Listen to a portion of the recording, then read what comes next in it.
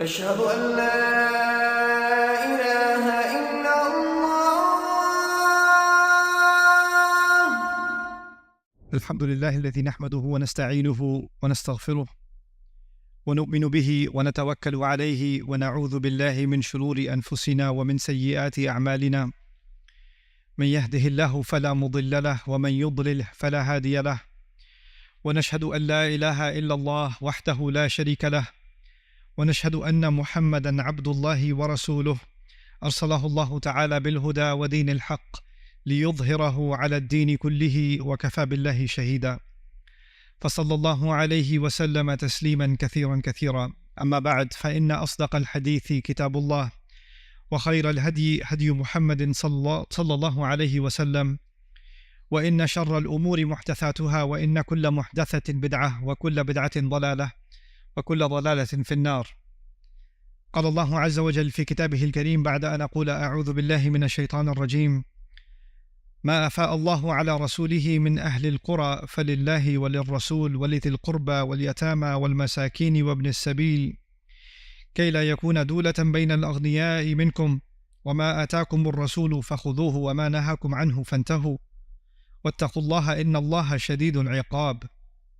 للفقراء المهاجرين الذين أخرجوا من ديارهم وأموالهم يبتغون فضلا من الله ورضوانا وينصرون الله ورسوله أولئك هم الصادقون.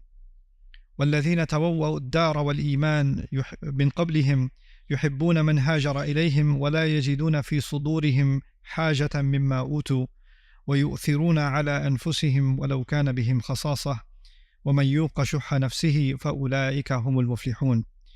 رب اشرح لي صدري ويسر لي أمري واحلل عقدة من لساني يفقه قولي.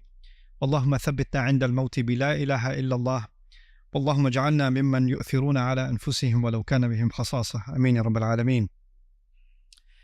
আজকের খুতবাটি অত্যন্ত প্রয়োজনীয় একটা বিষয় নিয়ে, যা সকলেই জানে এবং সকলেই শুনে থাকে, আর জানিয়ে প্রায় সকল মুসলিমই অভিযোগ করে থাকে। আর তা হলো উম্মার মাঝে ঐক্য এবং আমাদের সকলের একতাবদ্ধ হয়ে অবিচ্ছিন্ন একটি ভ্রাতৃত্বের সম্পর্ক গড়ে তোলা। এটা এমন বিষয় যা আপনি প্রতিদিনই লঙ্ঘিত হতে দেখবেন। আর আমরা সকলেই জানি যে উম্মার মাঝে দুর্বলতা এসেছে ঐক্যের অভাব থেকেই। যদি আমরা একটা ঐক্যবদ্ধ শক্তি হতাম, এমনকি 4টি পরিবার ঐক্যবদ্ধ হলে, 4টি গোত্র ঐক্যবদ্ধ হলে, 4টি শহর ঐক্যবদ্ধ হলে, 4টি দেশ ঐক্যবদ্ধ হলে সেটা একটা শক্তিতে পরিণত হয়, তাহলে গোটা পৃথিবীর 20% মানুষ সম্পর্কে আপনি কি বলবেন? তো এটা এমন একটা দুর্বলতা যা সম্পর্কে আমরা সকলেই অবগত।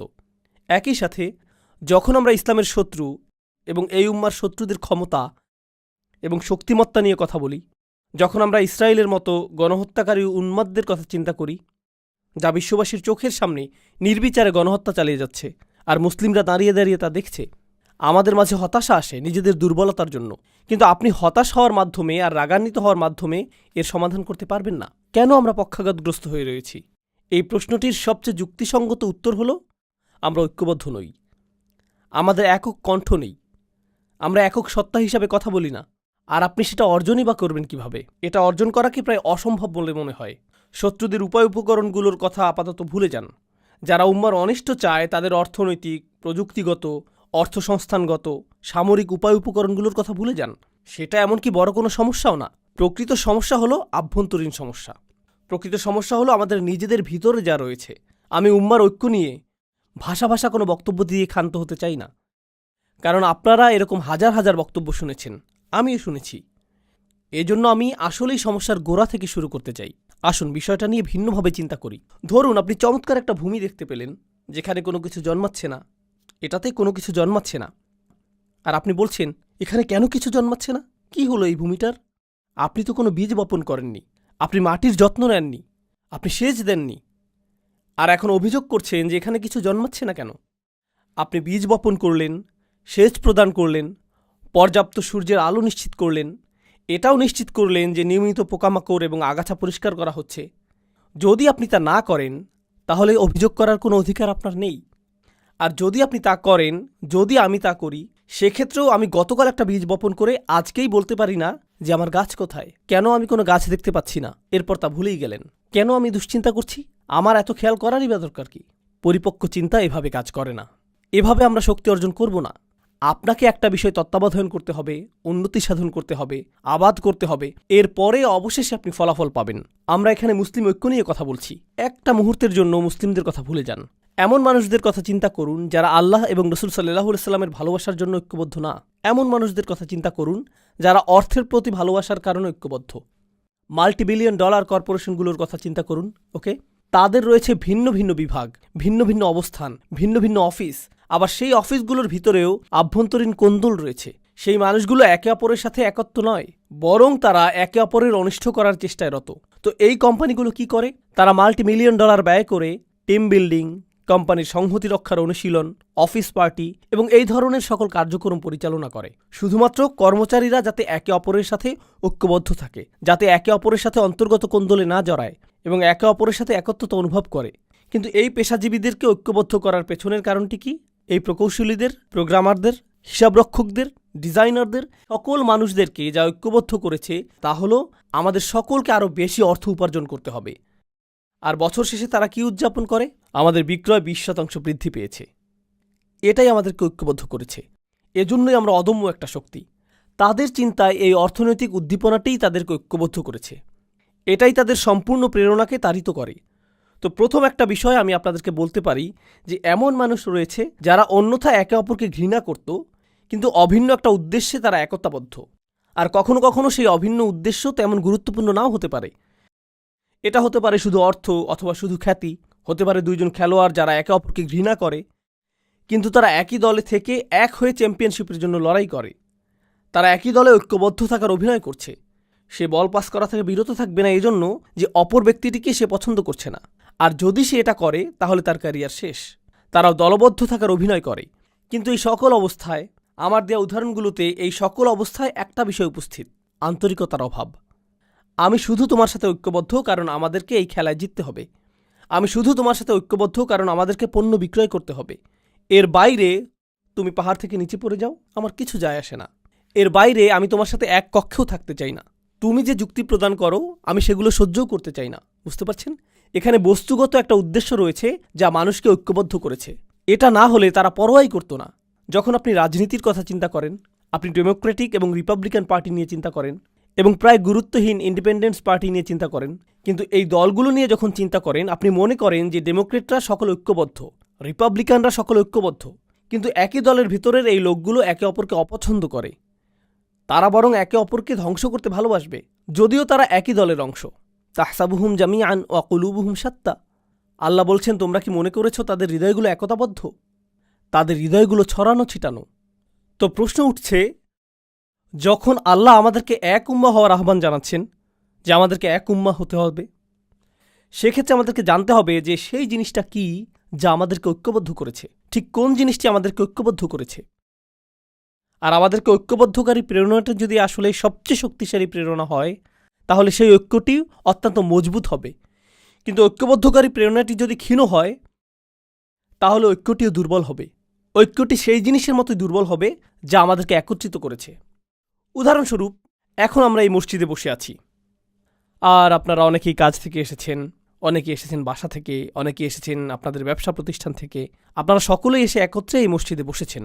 পুরুষেরা আছেন, নারীরা রয়েছেন, শিশুরা রয়েছে, আর আমরা সকলেই যারা এখানে একত্রিত হয়েছি আমরা ঐক্যবদ্ধ হয়েছি আল্লাহর ইবাদত করার অভিপ্রায় নিয়ে। এজন্যই আমরা ঐক্যবদ্ধ হয়েছি। কিন্তু এই আলোচনার পরে আমরা সকলে পৃথকভাবে ফিরে যাব। তো যদিও এখানে আমরা কয়েকশো মানুষ থাকি, কয়েক হাজারও থাকি, আমরা একত্রিত হয়েছি ঠিকই, কিন্তু আসলে আমরা 1000 স্বতন্ত্র ব্যক্তি। আমরা আসলাম এবং একসাথে একটি কাজ করলাম, তারপর আমরা চলে গেলাম, এটুকুই। এটা ঐক্যের বহিঃপ্রকাশ নয়, এটা হলো সম্মিলিত একটা উদ্দেশ্যের বহিঃপ্রকাশ। আমাদের শুধু সম্মিলিত একটা উদ্দেশ্য ছিল। আমাদের সকলের উদ্দেশ্য ছিল জুমার নামাজ আদায় করা, এটুকুই। এটা দ্বারা এটা বোঝায় না যে এই সম্প্রদায়টি ঐক্যবদ্ধ। কোনোভাবেই এটা প্রদর্শন করে না। এখানে আমাদের উদ্দেশ্য হলো ইবাদত করা। কিন্তু আপনি যদি শুধু একটি উদ্দেশ্য দ্বারা ঐক্যবদ্ধ হন আর এটাই যদি হয় সব, তাহলে যখনই সেই উদ্দেশ্য সমাপ্ত হবে আপনার ঐক্যও শেষ হয়ে যাবে। অন্য আর কিছুর প্রয়োজন হবে না। আমি শুধু চাই যে আমার সন্তানেরা মসজিদে যাক। আমি শুধু চাই যে আমার সন্তান কিছুটা কোরআন শিখুক। আমি শুধু কোনোভাবে ইসলামের সাথে সম্পর্ক অনুভব করতে চাই, এটুকুই। যদি এটাই আপনার উদ্দেশ্য হয় তাহলে এটুকুই পাবেন। যখন সেটা পূরণ হবে আপনার আর কোনো প্রয়োজন থাকবে না। আর কোনো লক্ষ্য থাকবে না। কোরআন ঐক্য সম্পর্কে সম্পূর্ণ ভিন্ন একটা চিত্র অঙ্কন করেছে। এটা কোনো একটা কাজের উপর নির্ভরশীল নয়, এটা বড় একটা ঈদের নামাজের উপর নির্ভরশীল নয়। আর প্রতি বছর আমি একই সাথে হাসি এবং কাঁদি যখন শুনি মানুষ ঈদ কবে উদযাপিত হবে তা নিয়ে মতবিরোধী লিপ্ত। কারণ একই দিনে আমাদেরকে ঈদ উদযাপনের ব্যাপারে ঐক্যবদ্ধ হওয়া উচিত। আমি এই বিষয়ে বলি, আসলেই কি তাই? যদি আমরা সকলেই একই দিনে ঈদ উদযাপন করি, সেটাই আপনার কাছে ঐক্য বলে মনে হয়? নামাজের সেই ২০ মিনিট ঐক্য কি এটুকুই? আপনি এমনকি জানেনও না যে যেই মানুষটির পাশে আপনি ঈদের নামাজ পড়ছেন তার পরিবারের সদস্য হাসপাতালে ভর্তি রয়েছে। আপনি তা জানেন না। আপনি এটাও জানেন না যে এই ব্যক্তিটি ব্যবসায় ক্ষতির শিকার হয়েছে, অথবা এই ব্যক্তিটি তার বাবাকে হারিয়েছেন, অথবা তিনি কাজ হারিয়েছেন, অথবা স্বাস্থ্যগত সংকটের মধ্য দিয়ে যাচ্ছেন। আপনি জানেন না। তো ঐক্য আসলে কি? একটা ছবি যা প্রদর্শন করে যে অনেক মানুষ একসাথে দাঁড়িয়ে রয়েছে, এটাই ঐক্য। আমার যুক্তিতে এটা ঐক্যের কৃত্রিম এবং অর্থহীন মানদণ্ড। আর সেজন্যই যখন আমরা অভিযোগ করি যে আমাদের ঐক্য নেই, আমাদের সেই অভিযোগও অর্থহীন। এটা আমার দেওয়া উদাহরণটির মতোই। আপনি একটা ভূমির সামনে দাঁড়িয়ে আছেন যেখানে কিছু জন্মাচ্ছে না, আর আপনি বলছেন, হেই, এখানে তো কোনো কিছুই দেখছি না, কেন আমার জন্য কিছু জন্মানো অবস্থায় নেই? ইতিমধ্যেই তো আমার বাগানে প্রবেশ করার কথা। না না না, যদি আপনি বাগানের মালি হতে প্রস্তুত না হন, সেক্ষেত্রে অভিযোগ করার কিছুই নেই। তো আসুন একটু পেছনে ফিরে যাই এবং এই বিষয়টা নিয়ে চিন্তা করি। প্রথমত এবং প্রধানত আমি পুরুষ মানুষদের উদ্দেশ্য করে বলবো, পর্দার আড়ালের বোনেরা একটু ধৈর্য ধরুন, আপনাদের পালা আসবে। যদি আজকে নাও হয়, অন্য আরেকদিন বলবো ইনশাআল্লাহ। কিন্তু আজ আমি শুধু পুরুষদের উদ্দেশ্য করে বলবো। মুসলিম সমাজের অনেক পুরুষ মানুষের সাথেই আমার অনেক অনেক কথোপকথন হয়েছে, সারা পৃথিবীব্যাপী এবং আমেরিকাতেও। পুরুষ মানুষদের কাছ থেকে অন্যতম একটা অনুভূতির কথা আপনি শুনবেন যে সকলেই আমার কাছ থেকে কিছু চায়। আমার পরিবার আমার কাছে চায়, আমার বাবা মা আমার কাছে চায়, আমার সন্তানেরা আমার কাছে চায়, আমার স্ত্রী আমার কাছে চায়, আমার শ্বশুরবাড়ি আমার কাছে চায়, আমার বস আমার কাছে চায়, আমার সমাজ আমার কাছে চায়। প্রত্যেকেই আমার কাছে কিছু চায়। আর সে যদি একটা ফোন কলও পায়, এমনকি কলটি রিসিভ করার আগে সে ধরে নেয় এটা তার উদ্দেশ্য না যে হ্যালো, আমি তোমার খবর নেওয়ার জন্য ফোন করলাম, তুমি কি ভালো আছো, সব কিছু কি ভালো চলছে, চলো একদিন দেখা করি। এমনকি কেউ যদি কল দিয়ে বলে আসসালামু আলাইকুম, তুমি কেমন আছো, এর মধ্যেই আপনার মাথায় কাজ করে যে সে কি চাইছে, কি ব্যাপারে কল করেছে, কল করার কারণটা কি। কেউই এজন্য আপনার খোঁজ নেয় না যে তারা আপনার ব্যাপারে মনোযোগী। তারা আপনার খোঁজ নেয় কারণ তারা এমন কিছুর প্রতি মনোযোগী যা আপনি তাদেরকে দিতে পারবেন। তো হয়তো আপনি একটা ক্যাশ বাক্স, অথবা আপনি হয়তো একজন সেবক, আপনি শুধু এটুকুই। আপনি আছেন শুধুমাত্র ব্যবহৃত হওয়ার জন্য। আপনি একটা যন্ত্র যাকে ব্যবহার করা হয়, এটুকুই। কেউ আপনাকে নিয়ে চিন্তা করে না। কেউ আসলে আপনার ভিতরের সত্তাটিকে দেখতে পায় না। আর আপনি মসজিদে আসছেন, এখানে শুনতে পান যে মুসলিমরা সবাই ভাই ভাই, আসসালামু আলাইকুম, এরপর আপনারা একে অপরকে আলিঙ্গন করেন, সালাম এবং দোয়া বিনিময় করেন, এতে সমস্যা নেই। কিন্তু যখনই আপনি বলেন ভাই, আমি কি আপনার সাথে একটু কথা বলতে পারি, আমি ব্যস্ত, এই মুহূর্তে একটু ব্যস্ত, কারণ কারোরই আপনার জন্য সময় নেই, কারোরই আপনার জন্য সময় নেই। আর আরও এক ধাপ সামনে আগালে আপনার পরিবার হয়তো আপনার উপর নির্ভরশীল, তারা আপনার উপর নির্ভরশীল। উদাহরণস্বরূপ, আপনি হয়তো উপার্জনকারী, আর আকস্মিক আপনি অসুস্থ হয়ে পড়লেন এবং চাকরি হারিয়ে ফেললেন। আপনি শুধুমাত্র চাকরি হারালেন না, পরিবারে আপনি সম্মানও হারিয়ে ফেললেন। আত্মীয়রা আর আগের মতো আচরণ করছে না। সবসময় তারা আপনাকে কল করত, এখন আর কেউ কলও করে না। তারা আর আপনার খোঁজ নেয় না, খোঁজ রাখে না, বরং যতটা সম্ভব আপনাকে এড়িয়ে চলে। জানেন কেন? কারণ আকস্মিকভাবেই আপনি দানকারীর ভূমিকা থেকে গ্রহণকারীর ভূমিকায় নেমে এসেছেন। তাই কিছু চাইতে পারে এমন কারো থেকে মানুষ দূরে থাকতে চায়। এমনকি আমাদের পরিবারের ভিতরেই যদি এমনটা ঘটে, তাহলে অবস্থাটা কি হতে পারে যখন এই পরিসর বড় হয়ে সমাজ পর্যন্ত বিস্তৃত হয়? তখন কি ঘটে? যখন মানুষ অনুভব করে যে কেউ তার কথা চিন্তা করে না? আর আমরা এখানে একটা ভিন্ন ধরনের সমাজে বসবাস করছি। ইউনাইটেড স্টেটস কিন্তু ডেনমার্ক থেকে আলাদা, এটা জার্মানি থেকেও আলাদা, এমনকি এটা কানাডা থেকেও আলাদা। ইউনাইটেড স্টেটস সম্পর্কে এমন কিছু বলছি যা আপনারা নিজেরাও জানেন। এটাকে পুঁজিবাদের নমুনা ধরা হয়। পুঁজিবাদ অর্থ আপনাকে প্রথম হওয়ার প্রতিযোগিতায় নামতে হবে। কেউ আপনার জন্য চিন্তা করবে না, আপনার নিজের চিন্তা নিজেকেই করতে হবে। কেউ আপনার জন্য এগিয়ে আসবে না। আমরা তো শ্বাস প্রশ্বাসের সাথেও পুঁজিবাদ গ্রহণ করছি, আর তার সাথে যোগ হচ্ছে আমাদের সমষ্টিগত জীবন। এটা সত্য যে যদিও আমাদের মধ্যে কিছুটা হলেও সালাম এবং দোয়া বিনিময়ের ভ্রাতৃত্ব সম্পর্ক রয়েছে, এটা নেহাত আনুষ্ঠানিকতার সীমা অতিক্রম করে না। কিন্তু এটা প্রকৃত ভ্রাতৃত্ব নয়। প্রকৃত ভ্রাতৃত্ব পরীক্ষার একটা পদ্ধতি বলে দিচ্ছি। আমি যদি আসলেই সমস্যার মধ্য দিয়ে যাই, তৎক্ষণাৎ এমন কারো কথা কি মনে পড়ে যাকে আমি কল করতে পারি? কাকে কল করার কথা তাৎক্ষণিক আমার মনে পড়ে? মসজিদের ভাইদের কথা কি মনে পড়ে? যাদের সাথে আমি চলি তাদের কথা কি মনে পড়ে? কার কথা মনে পড়ে? আপনি যদি সেরকম কাউকে পান, তাহলে আপনার জীবনে কিছুটা ভ্রাতৃত্ব রয়েছে। কিন্তু আপনি যদি দুইবার ভাবেন, এই ব্যক্তিকে বললে সে আমার সম্পর্কে কি ভাববে, এই ব্যক্তিকে বললে সে কিভাবে এটা আমার বিরুদ্ধে ব্যবহার করবে, আপনাকে যাচাই বাছাই করতে হয় আপনার সমস্যাটি কোনো ব্যক্তিকে খুলে বলবেন কিনা, কারণ আপনি নিশ্চিত না যে সে এই কথা আরও 20 জনের সাথে বলে বেড়াবে কিনা। তখন আপনি ঈদের দিনে উত্তপ্ত আলোচনার বস্তুতে পরিণত হবেন। জানেন ওই ভাইটি আমাকে কি বলেছে, কি ঘটেছে তার সাথে? ও মাই গড! আপনি অন্য কারো উপভোগের গল্পে পরিণত হতে চান না, এই জন্য নিজের মুখ বন্ধ রাখেন। জানেন এর অর্থ কি? আপনার জীবনে ভ্রাতৃত্ব অনুপস্থিত। একজন ইমানদার অপর ইমানদারকে যে সতর প্রদান করার কথা, সেটা আপনার নেই, আপনার তা নেই। আসুন আরও এক ধাপ এগিয়ে যাই, সেই আয়াতটিতে যাওয়ার আগে যা আমি আসলেই আপনাদের সাথে শেয়ার করতে চাই। আরেক ধাপ এগিয়ে যাই। আমাদের সমাজে এমন তরুণ অথবা বৃদ্ধ মানুষ রয়েছেন যারা ব্যর্থ হয়েছেন। ব্যর্থতাও জীবনেরই অংশ। আপনি কোনো পরীক্ষায় অকৃতকার্য হলেন, এটা ঘটতেই পারে। চাকুরির পরীক্ষায় ব্যর্থ হলেন, এটা ঘটতেই পারে। আপনি ধর্ম পালনে ব্যর্থ হতে পারেন। কোনো তরুণ হতাশার শিকার হয়ে মদ্যপান শুরু করতে পারে, এটা ঘটতে পারে। কেউ হারাম সম্পর্কে জড়িয়ে পড়তে পারে, এরপর ড্রাগ, মদ্যপান এবং এ জাতীয় আরও অন্ধকার পথ বেছে নিতে পারে, আরও খারাপ পথেও যেতে পারে। সে আরও নিচে চলে যেতে পারে, আরও নিচে চলে যেতে পারে। আপনি যদি আপনার শিশু সন্তানটিকে নিয়ে হাঁটেন আর শিশুটি পড়ে যায়, তখন আপনি কি করেন? আপনি তাকে তুলে নেন, তাকে মুছে দিবেন। যদি সে আঘাত পায়, সেখানে ব্যান্ডেজ লাগিয়ে দিবেন, অ্যান্টিসেপটিক লাগিয়ে দিবেন, তাকে সেরে ওঠার সুযোগ দিবেন যাতে সে সুস্থ হয়ে ওঠে। আমাদের সমাজে কি ঘটে, কি হয় যখন আমাদের পরিসরে কেউ নিচে পড়ে যায়? ও মাই গড, আস্তাগফিরুল্লাহ! এই যুগের তরুণদেরকে দেখো। জানো কি দেখলাম? আব্দুল করিম কি করেছে জানো? লা হাওলা ওয়ালা কুওয়াতা ইল্লা বিল্লাহ। আমি তাকে অমুক জায়গা থেকে বের হতে দেখলাম। ইন্না লিল্লাহি ওয়া ইন্না ইলাইহি রাজিউন। কেউ একজনের তার সাথে কথা বলা উচিত। জানেন বিষয়টা কি? সেই ব্যক্তিটি হয়তো একটি পাপ কাজ করেছে। আমি বলবো যে আপনি তার চেয়েও বড় পাপ কাজ করেছেন। সেটা যদি আল্লাহর বিরুদ্ধে করা অপরাধ হয়ে থাকে, আপনিও তো নিজের মুখ ব্যবহার করে অন্য মানুষের সামনে অপর এক ভাইয়ের মর্যাদা নষ্ট করেছেন। আর আস্তাগফিরুল্লাহ বলছেন যেন আপনি প্রকৃতই তার ভালো চাইছেন। কারণ আপনি যদি প্রকৃতই ভালো চাইতেন, প্রথমত আপনার মুখ বন্ধ থাকত। আর একমাত্র তখন এটা খুলত যখন আপনি তার কাছে গিয়ে তাকে জড়িয়ে ধরে বলতেন, যদি কখনো প্রয়োজন হয় আপনার কথা শোনার জন্য আমি সদা প্রস্তুত, আর আমি মারা গেলেও আপনার এই গোপনীয়তা প্রকাশ করব না। সেটাই হতো ভ্রাতৃত্ব সুলভ আচরণ। এখন যা করছেন তা ভ্রাতৃত্ব নয়। আমি আমাদের তরুণদের নিয়ে উদ্বিগ্ন। এটা ভ্রাতৃত্ব না। আমি জানি না এটা কি, তবে কমপক্ষে এটা যে অগোচরে আক্রমণ সেটা তো বলাই যায়। কিন্তু এই বাস্তবতাটি আমি আমার জন্য সৃষ্টি করেছি। তারপর আমরা এই কথা বলার ধৃষ্টতা দেখাই যে উম্মাহ কেন ঐক্যবদ্ধ নয়? কোটি কোটি মানুষ রয়েছে। আরে ভাই, আপনি কি আমাদের 1 ডজন মানুষকে ঐক্যবদ্ধ দেখাতে পারবেন? 2 ডজনকে দেখাতে পারবেন? কোটি কোটি মানুষের একতা নিয়ে কথা বলার আগে কয়েকশো ঐক্যবদ্ধ মুসলিম দেখাতে পারবেন?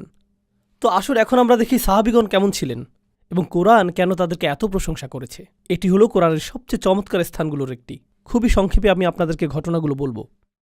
খাইবারে রাসূল সাল্লাল্লাহু আলাইহি সাল্লামকে উল্লেখযোগ্য একটা বিজয় প্রদান করা হয়েছিল। খাইবারের আগে মুসলিমরা মূলত ছিল দেউলিয়া, তাদের কোনো অর্থ সম্পদ ছিল না। খাইবারের পরে আকস্মিকভাবে তারা কোটিপতি হয়ে গেলেন।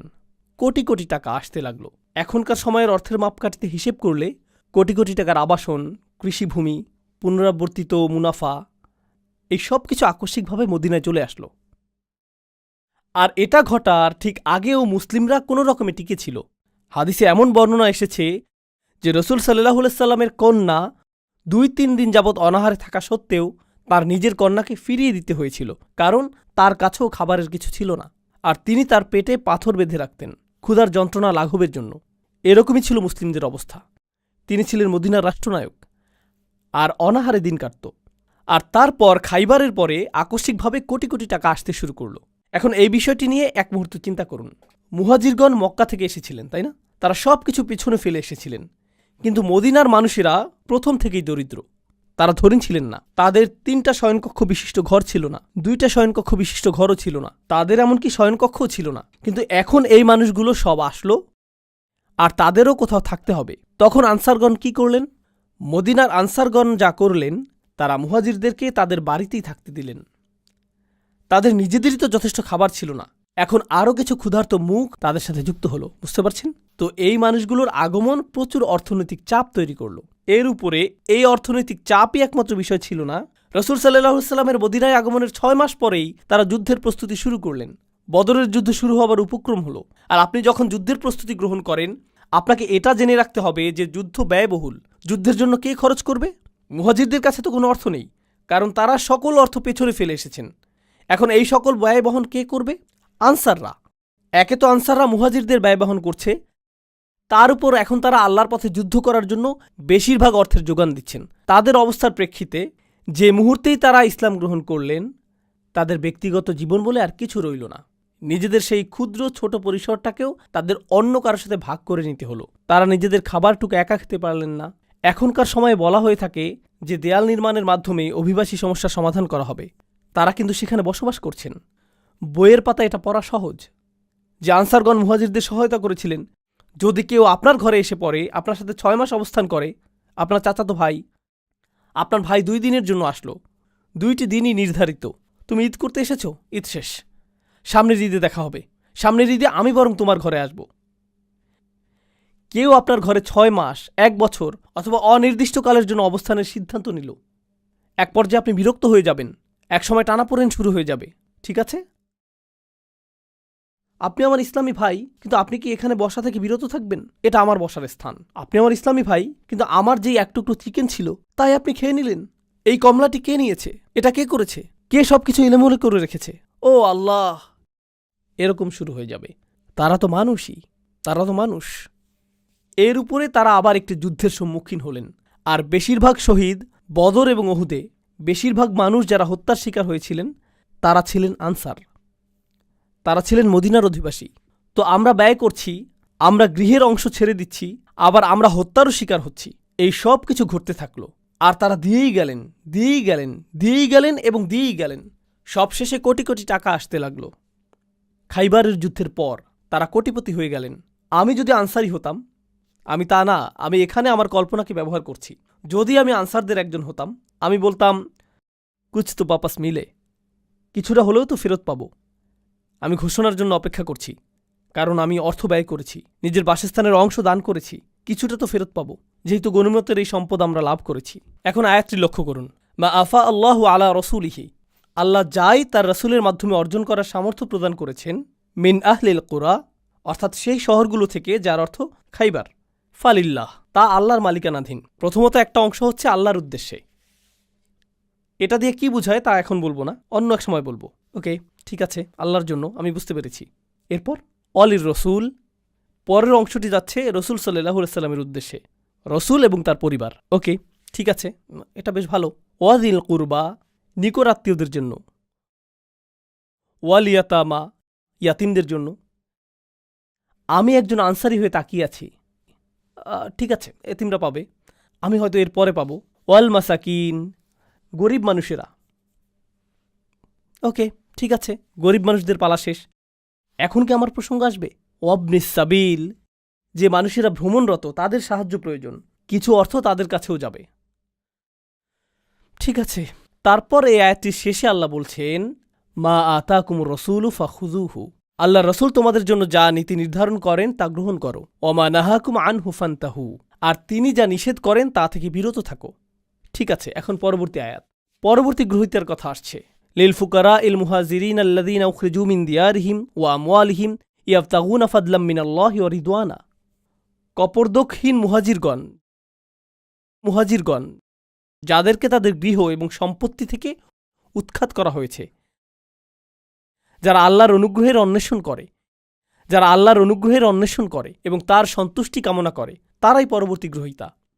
এখানে তো অনেকগুলো গ্রহীতা, সকল অর্থ বিভক্ত হয়ে যাচ্ছে, কিন্তু কার কথা এখনও উল্লেখ করা হয়নি? আনসারদের কথা উল্লেখ করা হয়নি। আর আনসারগণই সবচেয়ে বেশি অর্থ ব্যয় করেছিলেন, কিন্তু তাদের কথা এখনও আসেনি। সব শেষে আল্লাহ তাদের প্রসঙ্গ উল্লেখ করে বলছেন, ওয়াল্লাযীনা তাবাওয়াদ-দার ওয়াল ঈমান। শুধু লক্ষ্য করুন কিভাবে আল্লাহ তাদের সম্পর্কে বলছেন। আমি এই সব কিছু বলছি শুধু এটা দেখানোর জন্য যে কি চমৎকারভাবে আল্লাহ তাদের সম্পর্কে বলেছেন। সেই মানুষেরা তাদের ঘর এবং তারা পর্যাপ্ত স্থানের ব্যবস্থা করেছে। ঠিক যেভাবে আপনি আপনার ঘর উন্মুক্ত করেন, তারাও তাদের ঈমানকে উন্মুক্ত করেছিলেন। এখানে আল্লাহ আমাদেরকে একটা বার্তা দিচ্ছেন, আমার মুসলিম ভাইয়ের জন্য কতটুকু স্থান আমি আমার মনে তৈরি করেছি, এটা আমার ঈমানের অংশ। শুধুমাত্র নামাজের মধ্যে ঈমান সীমাবদ্ধ না, আমার মুসলিম ভাইয়ের জন্য যখন আমি হৃদয় উন্মুক্ত করি তাতেও ঈমান রয়েছে। আর আল্লাহ বলছেন এই মানুষগুলো উন্মুক্ত হৃদয়ের অধিকারী। আনসারদের প্রসঙ্গ অনেক পরে এসেছে, কিন্তু আনসারগণ কখনোই সেরকম বোধ করেননি। তারা সেটা অনুভব করেননি। তাদের ঈমানের মতো তাদের হৃদয়গুলো উন্মুক্ত ছিল। তারা তাদের ঘর এবং ঈমান উভয়টি উন্মুক্ত করে দেন। মিন ক্বাবলিহিম, তাদের আগমনের পূর্বেই, ইউহিব্বুনা মান হাজারা ইলাইহিম। কথাগুলো তেলাওয়াত করা খুবই সহজ, কিন্তু অনুধাবন করা খুবই কঠিন। তিনি বলছেন তারা ভালোবাসেন তাদেরকে যারা তাদের কাছে আশ্রয় গ্রহণ করেছেন। ইয়া আল্লাহ, এটা যদি আপনার এবং আমার বিষয়ে বলা হতো, কথাটা এরকম হতো, তারা কোনো রকমের সহ্য করছে তাদেরকে যারা তাদের কাছে আশ্রয় গ্রহণ করেছে। তারা প্রায় তাদেরকে হত্যা করার দ্বারপ্রান্তে পৌঁছে গিয়েছে যারা তাদের কাছে আশ্রয় গ্রহণ করেছে। তারা কামনা করেছে যে যারা তাদের কাছে আশ্রয় গ্রহণ করেছে তারা যাতে নিজ এলাকায় ফিরে যায়। মুনাফিকরাই এই কথাগুলো বলেছিল, লা ইন রাজা'না ইলাল মাদিনাতি লা ইখরিজান্নাল আ'যু মিনাল আযাল। এই কথাটাই মুনাফিকরা বলেছিল যে তাদের নিজ এলাকায় ফেরত যাওয়া উচিত। এটাই তারা বলেছিল। তো এর অর্থ কি? আপনার মুসলিম ভাইয়ের জন্য হৃদয় উন্মুক্ত করা, তার সকল প্রয়োজন পূরণ করা, শুধুমাত্র অর্থনৈতিক প্রয়োজনই না, এর দ্বারা শুধুমাত্র অর্থনৈতিক সাহায্যই বোঝাচ্ছে না, এর দ্বারা বোঝাচ্ছে যে আপনি নিজের হৃদয়ে স্থান তৈরি করবেন যাতে কোনো একজন আক্ষরিকভাবেই আপনার গৃহে আশ্রয় পেতে পারে। তাই আল্লাহ বলছেন, ইউহিব্বুনা মান হাজারা ইলাইহিম ওয়ালা ইয়াজিদুনা ফি সুদুরিহিম হাজাতাম মিম্মা উতু। অর্থাৎ যেই দায়িত্ব তাদেরকে প্রদান করা হয়েছে তার কারণে তারা নিজেদের হৃদয়ে কোনো অস্বস্তি রাখে না। তারা কখনোই অস্বস্তি অনুভব করে না, কারণ তারা কাউকে সহায়তা করছেন। তারা কখনোই অস্বস্তি বোধ করেন না, কারণ সে আমার ভাই, সে আমার বোন, সে আমার পরিবার। আল্লাহ বলেছেন যে সেটা আমার পরিবার। লা ইলাহা ইল্লাল্লাহর এই বন্ধন রক্ত সম্পর্কের চেয়েও বেশি। এটাই একমাত্র গুরুত্বপূর্ণ বিষয়। পরিবার সবার আগে, উম্মাহ সবার আগে, এটাই ছিল তাদের মনোভাব। আপনি অভিবাসন সংকট নিয়ে চিন্তা করেন। আমরা যেহেতু আমেরিকায় বসবাস করছি, আমরা চিন্তা করি মেক্সিকান অভিবাসীদের কথা, অবৈধ অভিবাসী এবং শরণার্থীদের কথা, তাই না? মুসলিম বিশ্বে যান, পাকিস্তানে যান, সেখানে আফগানি অভিবাসীরা রয়েছেন। মালয়েশিয়াতে যান, সেখানে ভারতীয় অভিবাসীরা রয়েছেন, ভারতীয় মুসলিম। বিভিন্ন মুসলিম দেশে যান, সেখানে অন্য দেশের মুসলিম অভিবাসী রয়েছেন। তুরস্কে যান, সেখানে সিরিয়ান অভিবাসী রয়েছেন। আর তারা উভয়ই মুসলিম, তারা উভয়ই মুসলিম। সেখানে বক্তব্যটি কি? মুসলিমদের মনোভাব সেই মুসলিমদের প্রতি যারা তাদের কাছে স্থানান্তরিত হয়েছে, সেই মনোভাবটা কেমন? এই সকল স্থানে এবং অন্য আরও স্থানে ট্রাম্প যেভাবে অভিবাসীদের নিয়ে কথা বলে, তারাও তাদের সম্পর্কে ঠিক সেভাবেই কথা বলে। প্রকৃতপক্ষে তারা এর চেয়েও খারাপভাবে কথা বলে। ট্রাম্প বরং উত্তম বলে। সেই ব্যবহার লক্ষ্য করুন এবং লক্ষ্য করুন যে কোরআন কি বলছে। ইউহিব্বুনা মান হাজারা ইলাইহিম। মুসলিম বিশ্বেই অন্য মুসলিম দেশ থেকে আগত কত হাজার মানুষকে সীমানায় আটকে দেওয়া হয়েছে। সেখানে তারা মূলত ক্যাম্পে বসবাস করছেন। তারা এমনকি ভেতরেও প্রবেশ করতে পারছেন না। আর তারা প্রজন্মান্তরে সেখানে রয়েছেন। শিশুরাও একই ক্যাম্পগুলোতেই জন্মেছে এবং বেড়ে উঠছে। ওয়ালা ইয়াজিদুনা ফি সুদুরিহিম হাজাতাম মিম্মা উতু ওয়া ইউসিরুনা আলা আনফুসিহিম ওয়ালাউ কানা বিহিম খাসাসা। তারা নিজেদের উপর অন্যদেরকে প্রাধান্য দেয়, যদিও তারা নিজেরা অভুক্ত অবস্থায় থাকে। তারা নিজেদের উপরে অন্যদেরকে অগ্রাধিকার দেয়। তারা অন্যদের জন্য নিজেদের প্রয়োজনকে তুচ্ছ করে দেখেন, যদিও তারা অনাহারে থাকেন। এটা বেশ উঁচু মানদণ্ড। আল্লাহ বর্ণনা দিচ্ছেন যে পরিমাণ অর্থ এসেছে তা নির্ধারিত আল্লাহর জন্য, রাসূলের জন্য, দরিদ্র কপরদক্ষহীন মানুষদের জন্য, মুহাজিরদের জন্য। আর তারপর তিনি আনসারদের কথা অসাধারণভাবে বর্ণনা করলেন। এত দীর্ঘ আয়াত উৎসর্গকৃত হয়েছে শুধুমাত্র আনসারদের জন্য আর তাদের কৃতকর্মের জন্য। আর তিনি শেষ করেছেন এই বলে যে ওমা ইউকা শুহা নাফসিহি ফাউলাইকা হুমুল মুফলিহুন। যে নিজেকে লোভ ও স্বার্থপরতা থেকে রক্ষা করতে পারবে সেই সফল। আমার সুরক্ষা প্রয়োজন আমার নিজের একটা অংশ থেকে। আমার নিজের ভিতরে রয়েছে লোভ এবং স্বার্থপরতা। আমাদের সকলের মধ্যে এটা রয়েছে। আল্লাহ বলেছেন আমাদের ভিতরে শুহ রয়েছে আর আমাদের সুরক্ষা প্রয়োজন শুধুমাত্র শয়তানের কাছ থেকেই না, আমার সুরক্ষা প্রয়োজন আমার নিজের শুহ থেকেও। যে সকল মানুষ তাদের ভিতরের এই দুর্বলতা থেকে মুক্ত হতে পারবে তারাই সাফল্য অর্জন করবে। ফাউলাইকা হুমুল মুফলিহুন। আমি চাই যে আমি নিজে এবং আপনারা আমাদের নিজস্ব পরিসরে পুনরায় চিন্তা করা শুরু করি যে ঐক্য অর্থ আসলে কি। কারণ কোরআনে বর্ণিত ঐক্য হল নিজের ভেতরে অনুভূত ঐক্য। এটা সেরকম ঐক্য না যা শুধু বাহ্যিকভাবে দেখতে ঐক্যের মতো। এটা ঐক্য না যে আমরা একই রকম কথা বলি, অথবা আমরা একই রকম পোশাক পরি, অথবা আমরা একই মাযহাব অনুসরণ করি তাই আমরা ঐক্যবদ্ধ, আমাদের দাড়ির দৈর্ঘ্য সমান তাই আমরা ঐক্যবদ্ধ, অথবা আমাদের কাপড় সমান মাপে টাকনুর উপর থাকে তাই আমরা ঐক্যবদ্ধ, আমরা একই বক্তার আলোচনা শুনি তাই আমরা ঐক্যবদ্ধ। এগুলো সবই অযৌক্তিক, এগুলো সবই অর্থহীন।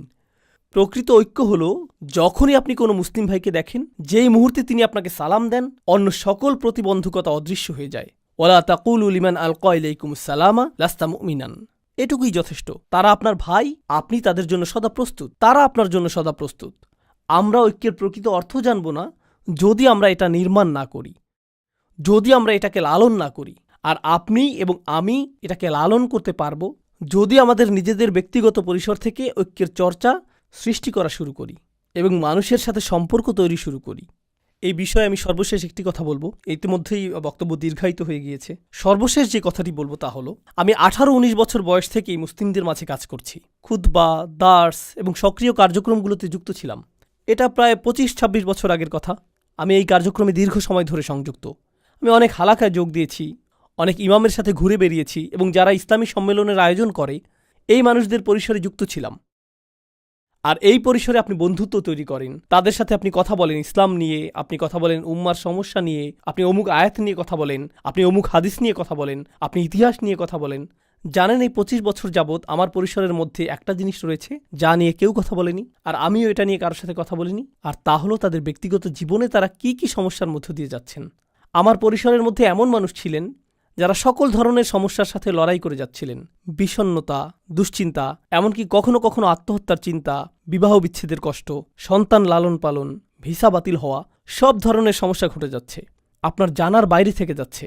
কারণ তারা এটা জানে যে এসব বিষয়ে কথা বলার জায়গা এটা না। তাদের মনোযোগের কেন্দ্রবিন্দু হলো শুধু হালাকা। তাদের মনোযোগ হলো তুমি কি এই প্রোগ্রামটা করতে পারবে, এটাই তাদের মনোযোগের বিষয়, এটুকুই। আর তুলনা করার জন্য আমি খ্রিস্টানদের একটা গির্জায় গিয়েছিলাম, শুধু দেখার জন্য যে তারা কি করে। এক বুধবার রাতে গিয়েছিলাম, এখানকার স্থানীয় একটা গির্জা। তারা গোল হয়ে বসে, প্রথমে 5-7 মিনিট তারা গান গায় এবং এই জাতীয় কিছু কাজ করে। এরপর 1 ঘন্টা অতিবাহিত করে। জানেন সেই 1 ঘন্টায় তারা কি করে? সেখানকার পাদ্রী একজনকে বললেন, এই তোমার নাম কি? আমার নাম ফ্রাঙ্ক। তোমার নিজের সম্পর্কে কিছুটা বলো ফ্রাঙ্ক। এটা এটা এটা এটা তোমার এমন কি কোনো বিষয় আছে যার জন্য আমরা সবাই প্রার্থনা করতে পারি? হ্যাঁ, আমার মেয়ে আমার সাথে কথা বলে না, সেজন্য প্রার্থনা করুন। সকলে আসুন ফ্রাঙ্কের জন্য প্রার্থনা করি। পরবর্তী ব্যক্তি, পরবর্তী ব্যক্তি, পরবর্তী মহিলা, তুমি কি সমস্যায় রয়েছ? আসো তোমার জন্য প্রার্থনা করি। কল্পনা করতে পারেন তারা এভাবে কথা বলছে, আর এই মানুষগুলো একে অপরকে চিনেও না। সব শেষে তারা একে অপরকে আলিঙ্গন করলো। এরপর এক ব্যক্তি এসে বলল, আমার মেয়ের সাথেও আমার একই রকম অবস্থা ছিল, আমরা কিন্তু যোগাযোগ রাখতে পারি, মাঝে মাঝে এই বিষয়ে কথা বলতে পারি, এটা অনেক বড় প্রাপ্তি। আর আমি বিস্মিত হয়ে এটা দেখছিলাম। আমাদের সত্য ধর্মের অনুসারী হওয়ার কথা ছিল, আমাদের হওয়ার কথা ছিল আদিল্লাতিনা আলাল মুমিনিন, আমাদের হওয়ার কথা ছিল ইউসিরুনা আলা আনফুসিহিম। আমি দেখলাম যে এই সবগুলো আয়াতই এমন মানুষেরা চর্চা করছে যারা আমাদের ধর্মের ভিতরের কেউ না। আর এত বছর ধরে আল্লাহর ঘর মসজিদে এবং মুসলিম পরিবেশে থেকেও আমি এটা দেখিনি। যা আছে তা খুবই সামান্য। আমাদেরকে যত্নশীলতার সাথে লালন করতে হবে, ভ্রাতৃত্বের লালন করতে হবে। এখান থেকেই ঐক্য আসবে। এটা বক্তব্য, আলোচনা এবং ভিডিও থেকে আসবে না। এটা আসবে যখন আপনি এবং আমি আসলেই সম্পর্ক তৈরি করব, গভীর সম্পর্ক। আল্লাহ আমাদেরকে একটি খাঁটি ঐক্যের অধিকারী মানুষে পরিণত করুন, আর আমাদেরকে একে অপরের প্রতি আন্তরিক করে দিন। তিনি আমাদের সম্পর্কের কৃত্রিমতা ও কপটতা দূর করে দিন এবং সবচেয়ে শক্তিশালী, গভীর এবং অকৃত্রিম সম্পর্ক দিয়ে তা প্রতিস্থাপিত করে দিন। বারাকাল্লাহু লি ওয়া লাকুম। আসসালামু আলাইকুম। أشهد أن لا